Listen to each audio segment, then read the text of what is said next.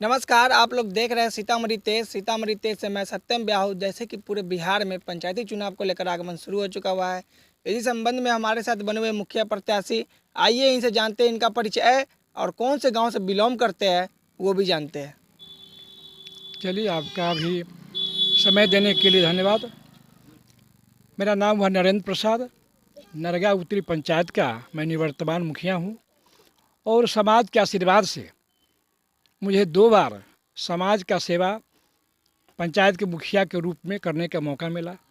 इस बार पुनः तीसरी बार उम्मीदवार के रूप में मैं मैदान में हूँ। मुखिया ही पद क्यों चुने? और भी अन्य पद था, उनको न चुनते हुए मुखिया पद चुनने का उद्देश्य क्या है?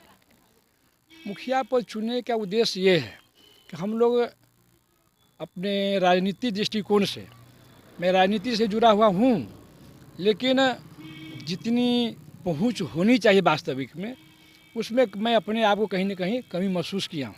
ठीक है, इस वजह से मैं पंचायत का ही सेवा करना अच्छा समझा हूँ और अभी तक समाज के सेवा में तत्पर रहता हूँ। हमारे बिहार सरकार का दावा है कि हर घर नल हर घर जल। नल जल का बात करें तो आपके पंचायत में क्या क्या कार्य हुआ अभी?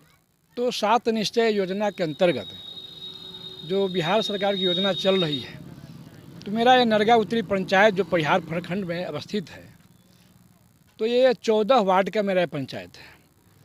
तो 14 वार्ड में जल नल योजना जो है वो लागू होकर, मतलब कि टंकी वगैरह उसका कनेक्शन पानी देने का सब कंप्लीट है। और कहीं कहीं सब जगह जल उपलब्ध भी है, कहीं कहीं गड़बड़ी की वजह से और कहीं बाधित भी है, जो सच्चाई है। ये चीज़ है वहाँ तक जो हम पहुँचाए हुए हैं लोगों को। जैसे कि बात करें पंचायत में एक समस्या ज़्यादा अभी आ रही है, इंदिरा आवास योजना को लेकर बात करें तो हर एक पंचायत में हम लोग जा रहे हैं अभी, तो ऐसा मामला आ रहा है कि पंचायत में इंदिरा आवास योजना तो मिल रहा है परंतु उसमें 20,000 30,000 उगाही किया जाता है। क्या ऐसा मामला इस पंचायत में भी है? जहाँ तक प्रधानमंत्री आवास योजना की बात है, तो कहीं भी ये परिपाटी वास्तव में चल चुकी है, जो वास्तव में मीडिया के माध्यम से बोलने में थोड़ा सा संकोच भी होता है कि जब तक समाज के लोगों को अपने आप में धैर्य नहीं रहेगा, ये परिपाटी चलता रहेगा। इसका मैं अपने आप में ज्वलंत उदाहरण देना चाहता हूँ। और पंचायत प्रतिनिधि भले ही कुछ बोले या नहीं बोले, लेकिन मैं नरेंद्र प्रसाद नरगा उत्तरी मुखिया जब भी मैं ग्राम सभा करता हूँ, मैं अपने संबोधन में स्पष्ट रूप से बोलता हूँ कि भाई किसी कार्य में, चाहे प्रधानमंत्री आवास योजना है जो भी हो, उसमें किसी प्रकार का बिचौलिए के साथ कुछ देने लेने की ज़रूरत नहीं है। लेकिन लोग धैर्य खो देते हैं। मान लिया जाए कि 2 भाई है, यदि एक भाई का नाम आ गया और दूसरे भाई को नहीं आते, कहीं न कहीं मुखिया को जानकारी मिले न मिले, कहीं न कहीं खोजना शुरू कर देता है। इस परिस्थिति में कहीं न कहीं भटक जाते हैं। कारण यही है। पंचायत में बात करें शिक्षा नीति पे, तो शिक्षा नीति की स्थिति से ये पंचायत में क्या स्थिति है? देखिए, शिक्षा नीति का जहाँ तक सवाल है, तो मेरा अपना मानना है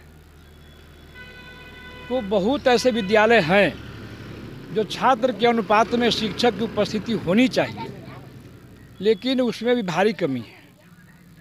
छात्र के अनुपात में शिक्षक का नियोजन होना वो भारी कमी है।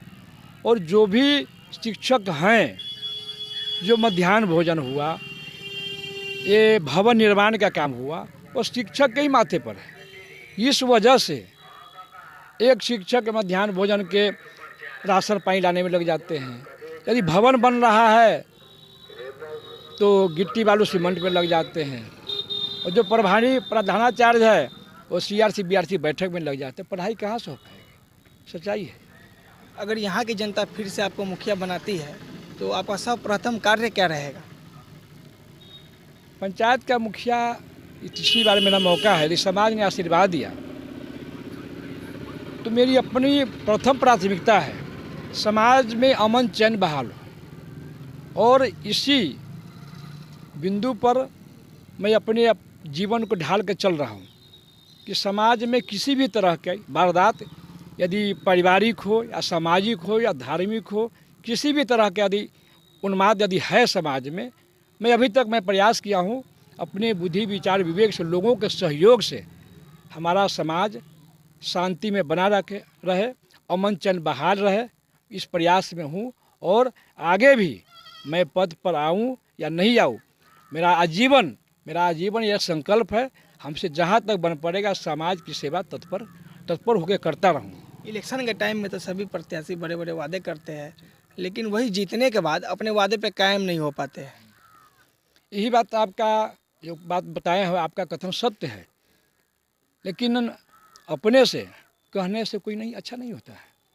लेकिन मेरे पंचायत में जब आए हुए हैं तो सिर्फ व्यक्तिगत लाभ से ऊपर उठ कर यदि लोग चर्चा करें, चाहे किसी भी स्वजाति के लोग हैं, तो बता देंगे कि नरेंद्र प्रसाद जब पुनः आपके बीच उम्मीदवार बन के आए हैं तो और उम्मीदवारों में और नरेंद्र प्रसाद में क्या अंतर है, तो स्वतः यहाँ की जनता बता देगी। सिर्फ शर्त यही है कि व्यक्तिगत लाभ से ग्रसित